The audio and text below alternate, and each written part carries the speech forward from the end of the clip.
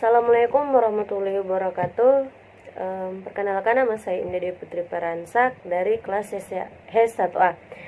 Di sini saya akan memaparkan pedoman penulisan karya tulis ilmiah dan tugas akhir. Seperti teman-teman bisa di slide atas.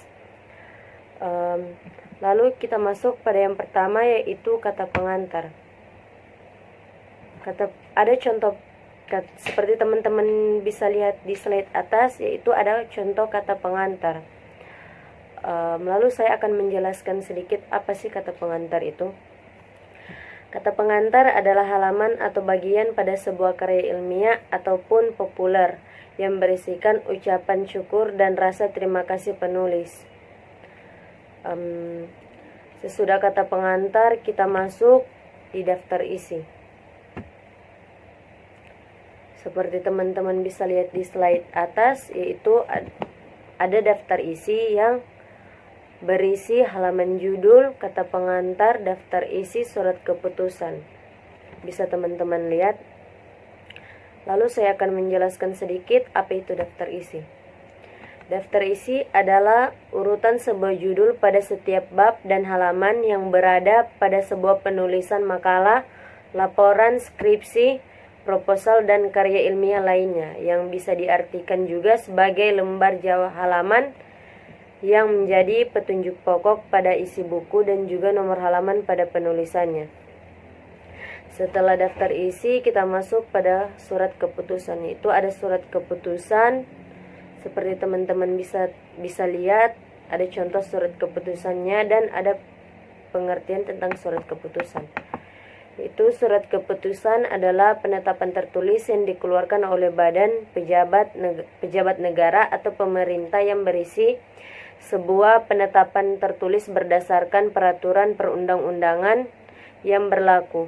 Jadi surat keputusan ini memiliki aspek penting saat menetapkan atau memutuskan sesuatu. Kita lanjut pada bagian pertama, yaitu pengertian. Seperti teman-teman bisa lihat, itu ada dua pengertian di sini. Yang pertama, pengertian skripsi dan pengertian tugas akhir. Saya akan membacakan pengertian skripsi dan tugas akhir. Yang pertama, pengertian skripsi. Skripsi adalah tulisan atau karya ilmiah yang dihasilkan melalui penelitian sesuai dengan prinsip dan kaidah metodologi ilmiah serta berpedoman pada penulisan karya ilmiah. Lalu tugas akhir adalah tulisan atau karya ilmiah yang disusun untuk memperoleh gelar dalam jenjang akademik di perguruan tinggi. Seperti teman-teman bisa lihat sendiri ya. Kita masuk pada bagian 2, yaitu proposal skripsi. Di proposal skripsi sendiri harus memuat unsur-unsur berikut, yaitu yang pertama, sampul, judul proposal, latar belakang masalah, identifikasi dan batasan masalah, dan masih banyak lagi. Saya akan paparkan di slide atas, teman-teman bisa lihat.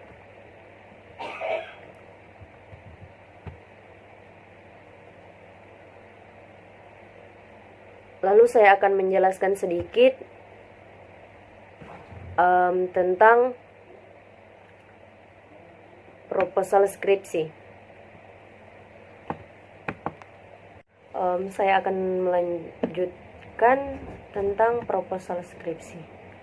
Itu pengertian dari proposal skripsi adalah suatu bentuk rancangan, desain, penelitian atau usulan penelitian yang akan dilakukan dan disusun oleh seseorang mahasiswa tentang suatu bahan penelitian untuk pembuatan skripsi. Proposal skripsi diajukan setelah judul disetujui oleh dosen pembimbing. Seperti teman-teman bisa lihat di atas, itu adalah contoh penyetujuan oleh dosen pembimbing. Lalu kita masuk pada bagian 3, yaitu isi skripsi. Seperti teman-teman bisa lihat, isi skripsi terdiri dari bagian depan, bagian substansi, dan bagian belakang. Bagian depan skripsi terdiri dari sampul depan, sampul dalam. Bagian substansi terdiri dari pendahuluan yang pada prinsipnya sama dengan isi proposal skripsi nomor 1 sampai 9. Seperti teman-teman bisa lihat dan bisa baca mungkin. Kita lanjut pada bagian keempat, yaitu bagian depan skripsi. Sampul depan skripsi berwarna disesuaikan dengan warna fakultas masing-masing. Lalu judul skripsi, unsur-unsur, halaman pengesahan penguji skripsi, dan halaman kata pengantar. Seperti teman-teman bisa lihat ya di atas. Adapun saya paparkan contoh sampul depan dan dalam skripsi.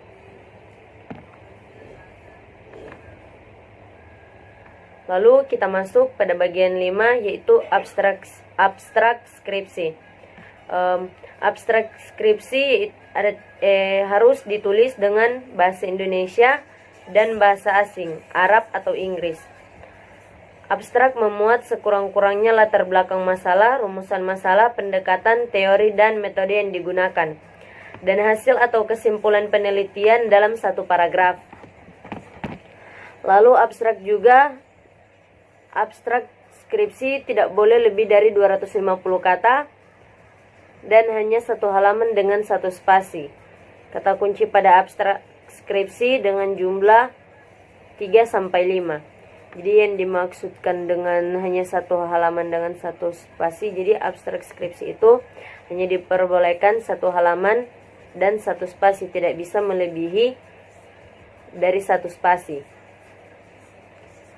Saya juga akan menjelaskan sedikit tentang abstrak. Abstrak merupakan sebuah ringkasan isi dari sebuah karya tulis ilmiah yang ditunjukkan untuk membantu seseorang pembaca agar dapat dengan mudah dan cepat untuk melihat tujuan dari penulisannya. Sebuah abstrak ditulis dalam satu paragraf yang menerangkan keseluruhan isi tulisan secara singkat dan jelas. Next, kita masuk pada bagian ke-6, yaitu pernyataan keaslian skripsi. Pernyataan keaslian berisi pernyataan penulis bahwa skripsi adalah hasil penelitian penulis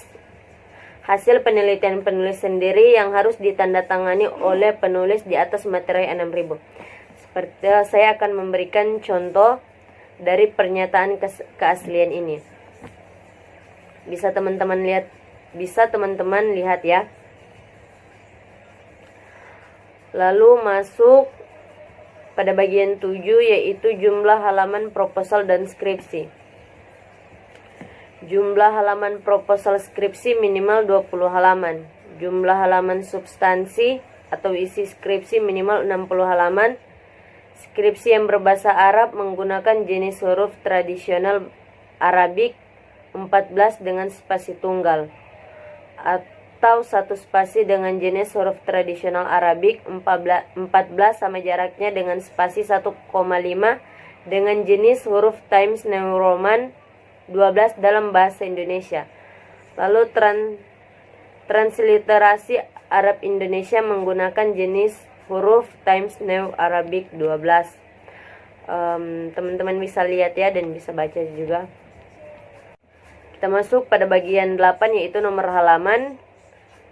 Saya akan membaca sedikit tentang nomor halaman. Halaman bagian dengan skripsi menggunakan angka Romawi kecil. Perhitungan dimulai dari halaman sampul dalam tetapi tidak diberi nomor. Halaman bab, pendahuluan dan seterusnya diberi nomor dengan angka Latin. Pada halaman judul bab, nomor halaman tidak dicantumkan tetapi tetap dihitung. Nomor halaman ditulis di bagian kanan atas. Pola penomoran nomor bab dengan angka Romawi. Adapun yang tertera bab, subbab, kemudian selanjutnya berikutnya kemudian. Seperti teman-teman bisa lihat sendiri ya. Kita masuk pada bagian 8, yaitu referensi dan daftar pusaka. Semua sumber yang digunakan sebagai rujukan dalam penulisan proposal dan skripsi harus dicantumkan dalam biografi atau daftar pusaka. Itu ada beberapa isi dari referensi dan daftar pusaka. Saya juga akan memberikan contoh referensi dan daftar pusakanya. Teman-teman bisa lihat sendiri. Ini dia yang referensi. Lalu kita next pada contoh daftar pusakanya. Seperti teman-teman lihat ya. Oke. Kita masuk pada bagian 10, yaitu lampiran. Bahan yang dapat dipertimbangkan untuk dimasukkan dalam teks adalah semisal teks yang dianggap penting, akan tetapi cukup panjang, atau teks yang diperoleh dari sumber lisan. Kedua, catatan kaki harus diberi nomor penunjukan kepada lampiran yang dimaksud.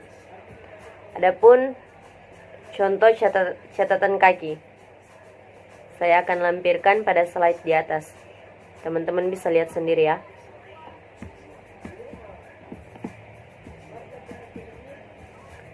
Lalu masuk yang ke-11, yaitu daftar riwayat hidup. Riwayat hidup penulis harus dicantumkan pada halaman terakhir tanpa diberi nomor halaman.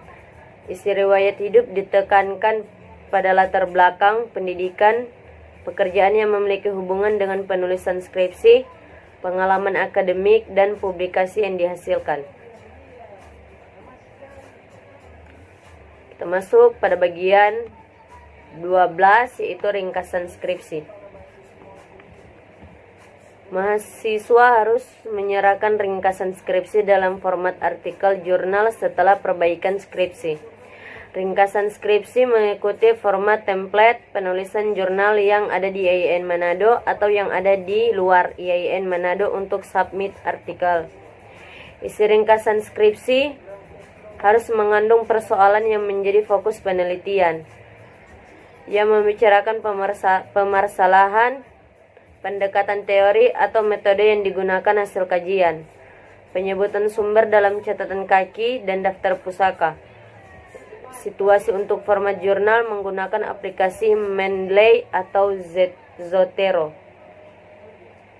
Kita masuk pada bagian 13, yaitu persiapan ujian proposal skripsi.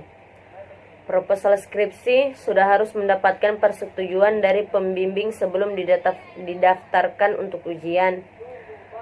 Proposal skripsi yang sudah diujikan diserahkan ke tata usaha subbagian akademik sebanyak 4 eksemplar dan dijilid rapi. Lalu kita masuk pada bagian 14, yaitu persiapan ujian skripsi. Skripsi harus sudah mendapatkan persetujuan dari pembimbing sebelum didaftarkan untuk ujian.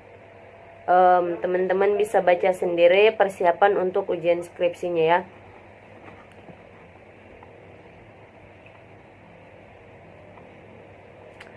Lalu kita masuk pada bagian 15, yaitu kutipan dan terjemahan. Untuk teknik pengutipan ada 2, yaitu kutipan langsung dan kutipan tidak langsung. Saya akan memberikan pengertian tentang kutipan tidak langsung.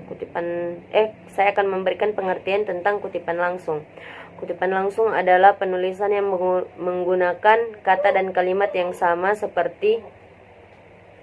persis seperti dalam sumber yang dikutip. Untuk kutipan tidak langsung adalah penulisan gagasan dari sumber rujukan dengan menggunakan kata dan atau kalimat dari pengutip sendiri. Saya akan berikan contoh kutipan langsung dan saya akan memberikan contoh kutipan langsung kurang dari 6 baris dan kutipan langsung 6 baris atau lebih. Seperti teman-teman lihat di atas, itu ada kutipan langsung kurang dari 6 baris dan kutipan langsung kurang lebih 6 baris. Bisa teman-teman baca ya.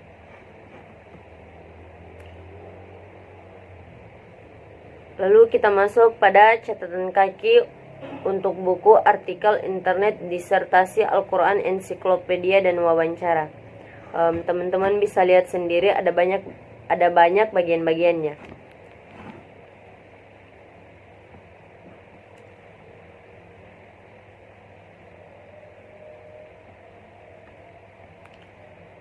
Oke, kita lanjut dengan nomor catatan kaki.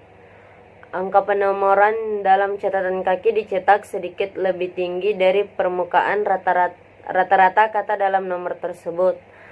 Antara nomor catatan kaki dan huruf pertama kata dalam catatan kaki diberi jarak 1 ketukan. Penulisan catatan dimulai dari batas margin atau kiri, tidak masuk ke dalam. Penomoran catatan kaki lanjutan dari bab sebelumnya. Next, masuk pada gelar, nama pengarang dan nama tempat. Teman-teman bisa lihat di atas ya.